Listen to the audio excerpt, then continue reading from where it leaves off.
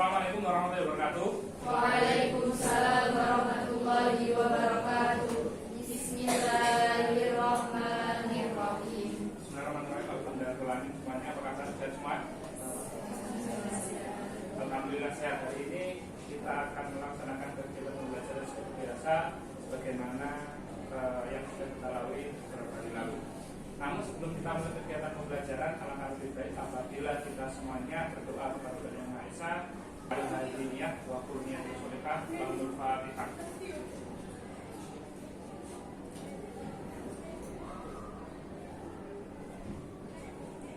Alhamdulillah selesai. Soalnya apakah hari ini masuk semua? Saya absen dulu. Atau siapa yang nggak masuk? Ada yang nggak masuk?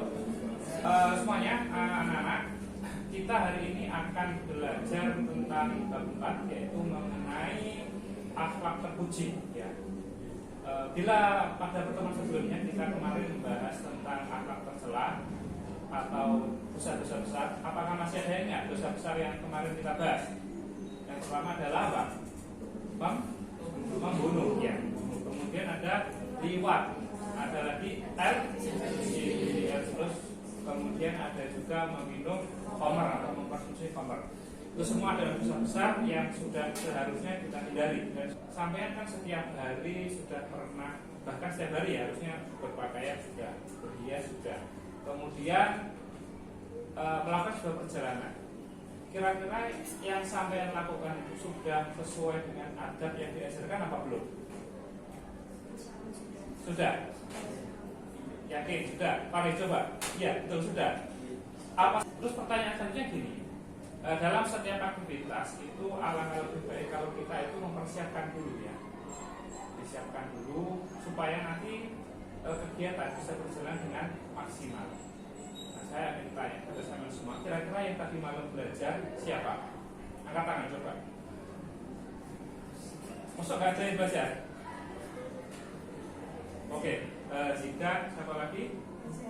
Baik, namun sebelum saya masuk ke dalam materi, dalam setiap kegiatan itu pasti ada tujuan yang ingin dicapai, toh. Termasuk belajar itu pasti ada tujuannya. Tujuannya di sini saya menyebutkan ada 4, ya. Tujuan pertama adalah ini, serta didik atau sampai semua itu itu mampu menjelaskan akhlak terpuji, ada berpakaian, berhias dan berhias. Jadi sampai belajar ini harapannya supaya bisa jelas ke. Kemudian peserta didik mampu menunjukkan doa atau ayat berkaitan dengan berhias, berpergian, bertamu dan menerima tamu. Tujuan keempat adalah peserta didik mampu membiasakan diri untuk melaksanakan adab berpakaian, berhias, berpergian, bertamu dan menerima tamu menurut agama Islam dalam kehidupan sehari-hari. Terakhir tujuannya adalah sampean mampu menyimpulkan kegiatan pembelajaran, yaitu berpakaian ya. Berpakaian dalam istilah Jawa biasa dikenal dengan sandang ya, atau baju atau kelambi atau akman yang termasuk salah satu kebutuhan pokok bagi setiap orang. Fungsi pakaian itu ada 4 setidaknya ya, yang kita ketahui ada 4. Jadi fungsinya cuma ini menurut analisa saya berdasarkan apa yang saya baca. Itu yang pertama adalah untuk menutup aurat. Kita tahu bahwa laki-laki dan perempuan itu mempunyai aurat yang berbeda. Coba salah satu mungkin dari sampai semua menyebutkan aurat perempuan itu dari mana batasannya?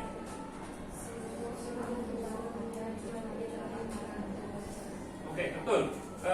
Aurat perempuan adalah seluruh anggota tubuh atau badan perempuan kecuali wajah dan telapak tangan. Sedangkan untuk pria, coba jelas, ya, sing suaranya. Lutut sampai pusat. Ya, antara lutut sampai pusat. Oke, itu. Kita tahu batasan aurat, kemudian berarti menutup aurat dari katakanlah pria, lutut sampai pusat sudah cukup secara syar'i, tetapi secara adab itu kurang sempurna atau kurang bagus ya.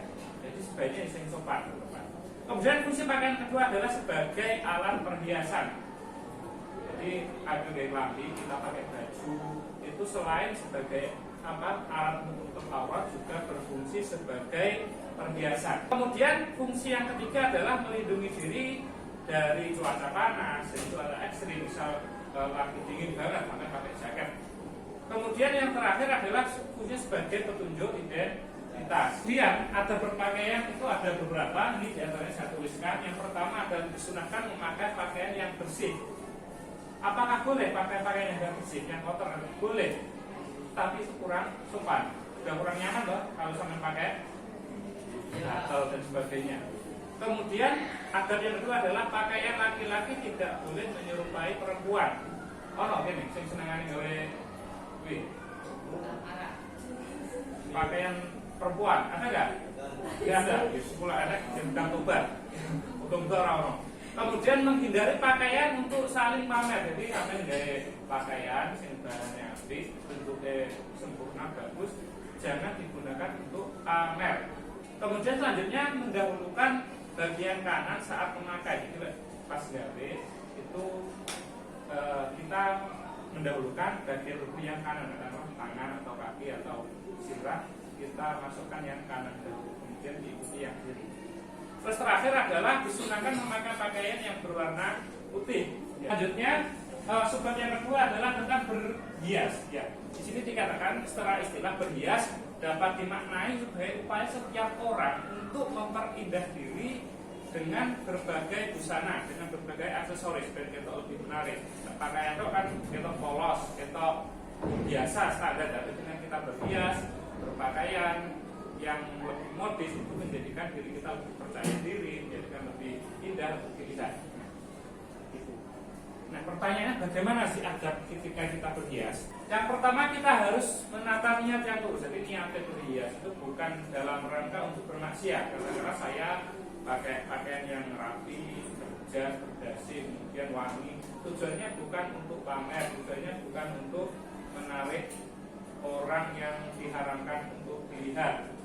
Jadi tidak itu. Ya. Kemudian dalam berhias tidak dibenarkan menggunakan bahan-bahan yang dilarang oleh agama, misal menggunakan kain sutra atau laki-laki menggunakan. Kemudian tidak berlebihan. Terus dilarang berhias seperti cara berhiasnya orang jahiliyah. Perjalanan atau safar dalam istilah bahasa Arab, sampai semua saya yakin juga setiap hari melakukan perjalanan atau safar dari rumah ataupun pergi ke suatu tempat yang menyenangkan, misalnya traveling, rekreasi atau wisata dan lain sebagainya, atau hanya sekedar ke rumah teman. Ya, itu menjadi aktivitas yang lazim, baik menggunakan kendaraan mobil, bus, pesawat atau jalan kaki atau mungkin sepeda dengan tujuan tertentu. Tujuannya harus ditata dulu ya ketika bepergian. Kemudian ketika bepergian itu ada beberapa adab yang dilaksanakan. Yang pertama adalah misalkan sampean harus dalam keadaan suci dari hadas.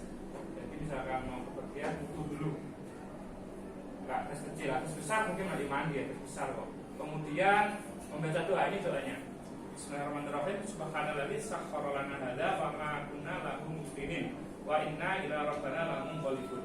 Ini doa ketika sampean mau bepergian. Ini kira-kira ada yang ditanyakan apa tidak? Tidak ada.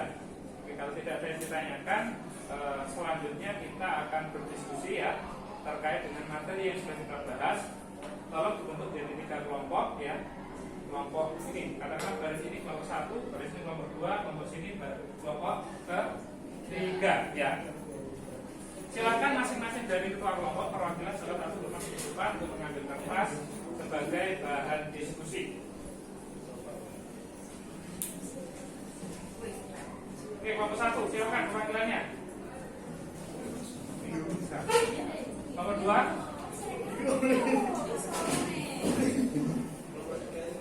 Kelompok 3, silakan berkumpul dengan kelompoknya awal.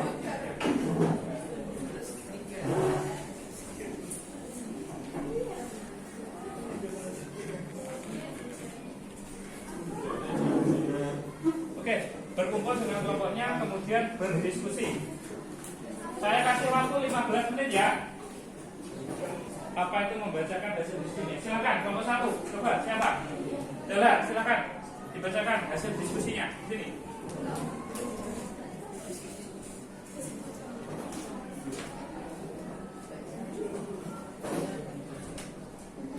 Yang pertama, kita harus paham dulu konsep tentang aurat.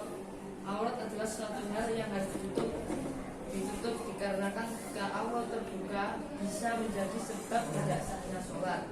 Kemudian ketika aurat terlihat oleh yang bukan mahramnya atau istri suaminya, maka menjadi sebuah maksiat mata. Lalu ketika ada orang yang sudah menutup aurat tetapi masih terlihat lekukan tubuhnya, hal ini dianggap sebagai cara berpakaian yang kurang sopan atau beradab secara etika dalam agama Islam. Oleh karena itu, sebaiknya bagi seorang muslim atau muslimah hendaknya ketika berpakaian menggunakan pakaian yang longgar agar tidak memperlihatkan bentuk lekukan tubuh. Oke, terima kasih kepada Mas Dahlan yang telah memberikan membacakan hasil diskusi dari kelompok. Kemudian kelompok 2, silakan siapa? Oke ya.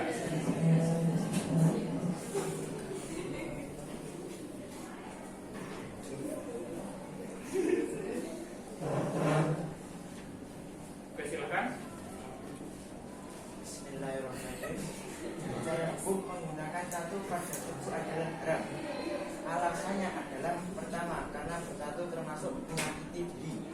2. Bertato dikhawatirkan menutupi kulit saat berwudu atau mandi besar.